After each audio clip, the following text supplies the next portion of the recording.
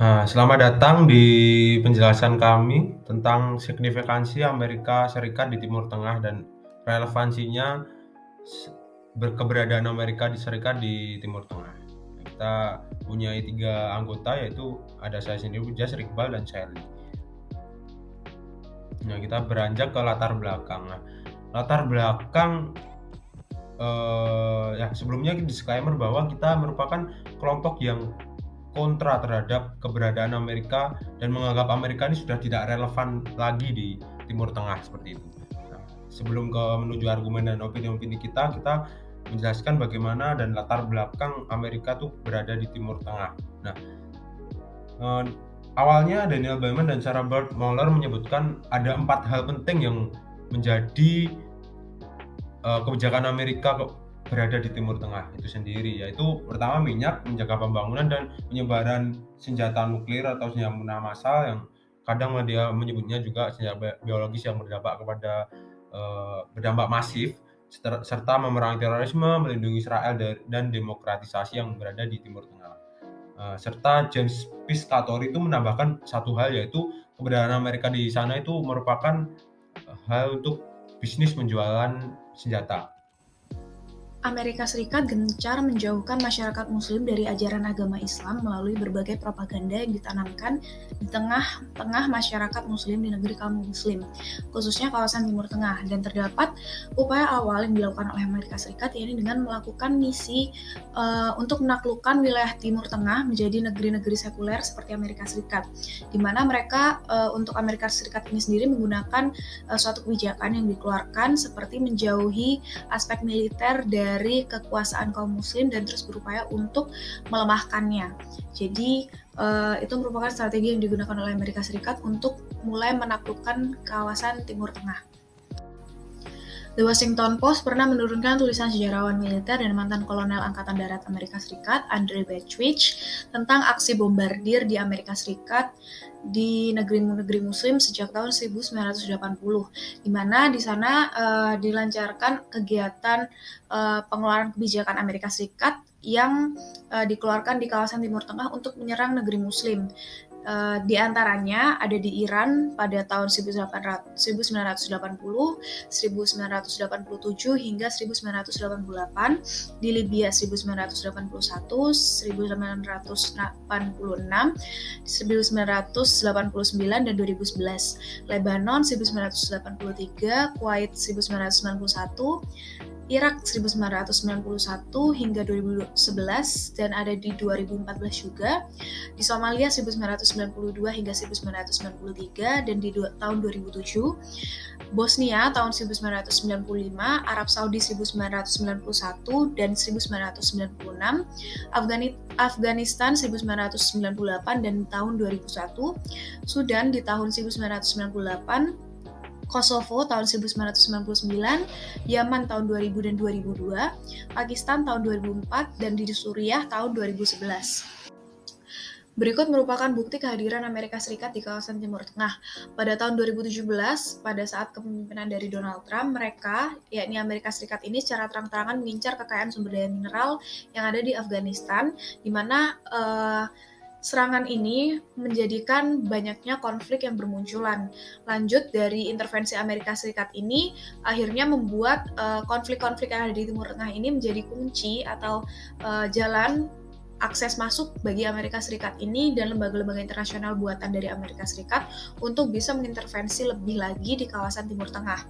Dan dilanjutkan dari Amerika Serikat yang memiliki kendali atas Timur Tengah, akhirnya kekayaan-kekayaan yang ada di Timur Tengah ini mulai habis dan banyak nyawa-nyawa yang hilang dan melayang tanpa adanya hak yang membuat seluruh wilayah dari Timur Tengah ini akhirnya bergejolak dan bisa jatuh ke kawasan Amerika Serikat. Beranjak ke aspek segi ekonomi. Nah, untuk menjelaskan hal tersebut, kita memakai 2 sudut pandang, yaitu sudut pandang dari Amerika sendiri dan sudut pandang global dan negara-negara kawasan di Timur Tengah, seperti itu.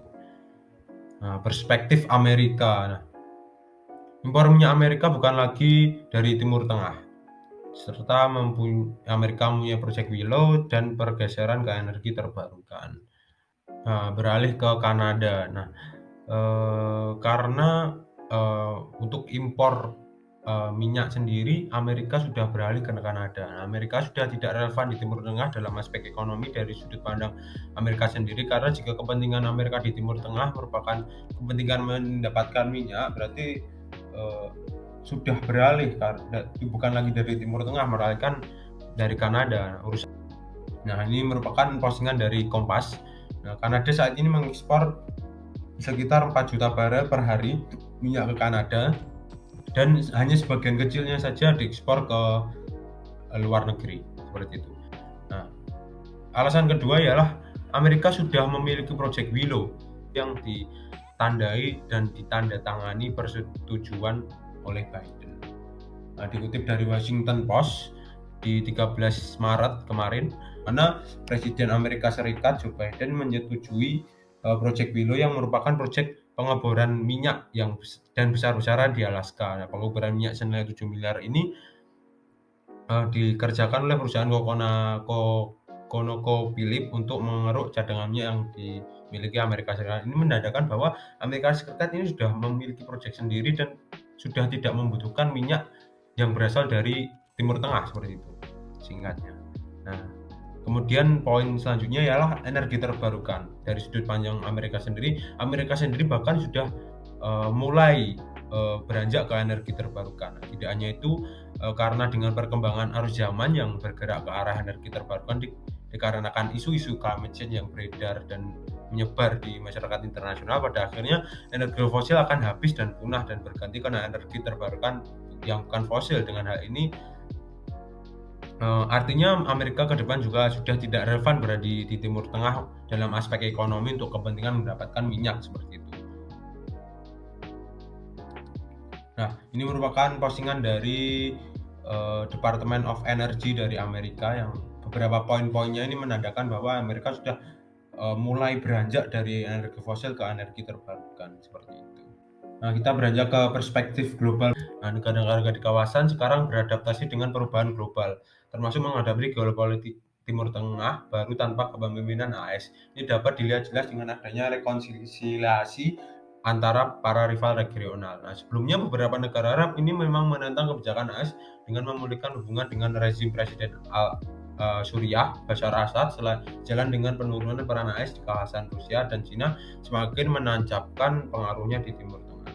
Nah, ini merupakan postingan dari Republika yang menyebutkan bahwa kini Cina merupakan importer terbesar minyak dari Timur Tengah, bukan lagi AS. Ini mendorong Riyadh mengalihkan kepentingan komersial dan politiknya ke Beijing.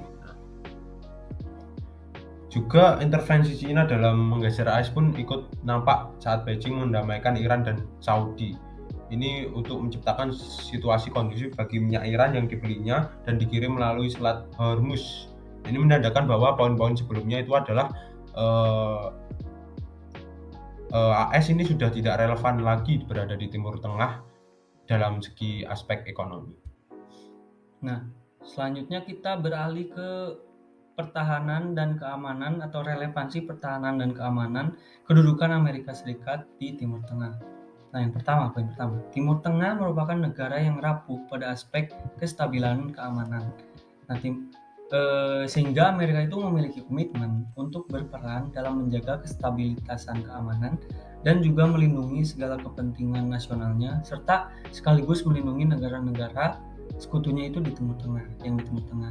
Nah, komitmen dari Amerika sendiri bermakna bahwa Amerika benar-benar bertekad gitu mempertahankan kedudukannya di Timur Tengah sebagai atau yang berperan sebagai power balancer, sebagaimana ada di poin nomor 2, itu Amerika Serikat hadir sebagai power balancer.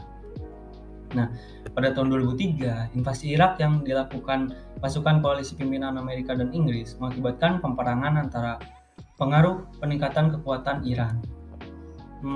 Terus yang poin ketiga itu, Irak dituduh mengembangkan senjata pembunuhan massal, namun ya tidak terbukti. Pada awalnya invasi Irak itu terjadi karena Amerika dan Inggris melontarkan tuduhan bahwa Irak ini sedang mengembangkan atau membuat senjata pemusnah massal yang dapat mengancam keamanan di Timur Tengah. Nah, Saddam Hussein yang bahkan berperan sebagai presiden itu dituduh terlibat dengan jaringan teroris Al-Qaeda yang menjadi pendukung untuk membuat senjata pemusnah massal. Nah, pada 2002, Dewan Keamanan PBB ini sudah mengeluarkan resolusi yang nomor seri 1441 yang mewajibkan Irak untuk mau bekerja sama dalam penginvestigasian terkait tuduhan Amerika Serikat perihal senjata pemusnah massal. Akan tetapi, ironinya hasil investigasi tersebut itu tidak dapat membuktikan bahwa Irak bahwasanya itu telah berusaha membuat senjata massal. Dan selanjutnya terjadi invasi Irak yang hingga kini itu masih kontroversial penyebabnya. Jadi invasi Irak ini dilandaskan berdasarkan apa gitu? Soalnya kan Amerika Serikat yang melakukan invasi ke Irak itu berlandaskan atau menuduh Irak yang sedang mengembangkan senjata pemusnah massal. Tapi kalau senjata pemusnah massalnya itu pun tidak ada dan tidak dikembangkan oleh Irak buktinya, itu sehingga invasi Irak itu dianggap kontroversial hingga sekarang. Nah, mungkin selanjutnya ada beberapa cuplikan video mengenai kesaksian tentara Amerika Serikat sendiri. When are you going to apologize for the million Iraqis that are dead because you lied? You lied about weapons of mass destruction. You lied about connections to 9/11. You lied about Iraq being a threat. You sent me to Iraq. You sent me to Iraq in 2003. My friends are dead. Nah, berikut kami sajikan indeks tingkat demokrasi negara-negara di Timur Tengah. Berdasarkan kepada indeks IX atau ke-9 itu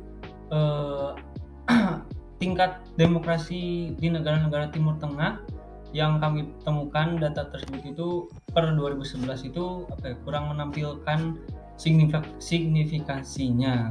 Nah, dari hasil presentasi kami kali ini, kami menarik kesimpulan sebagai berikut.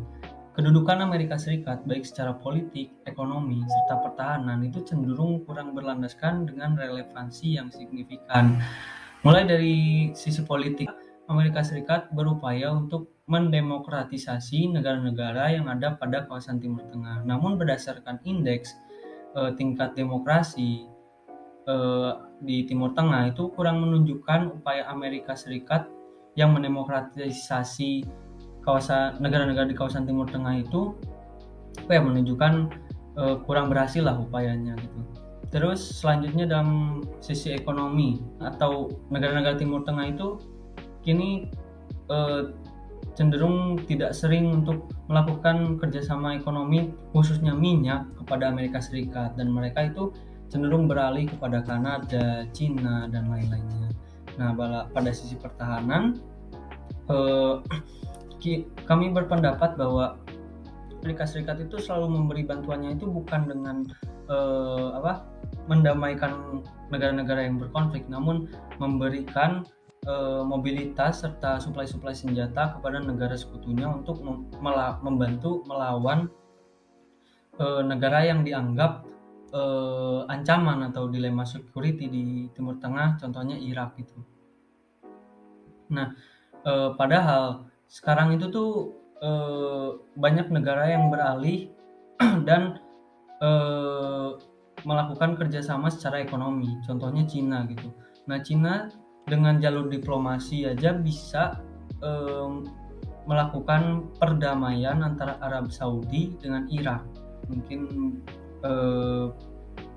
berikut pembahasan atau presentasi kali ini. Mohon maaf apabila ada salah-salah kata. Terima kasih. Wassalamualaikum warahmatullahi wabarakatuh.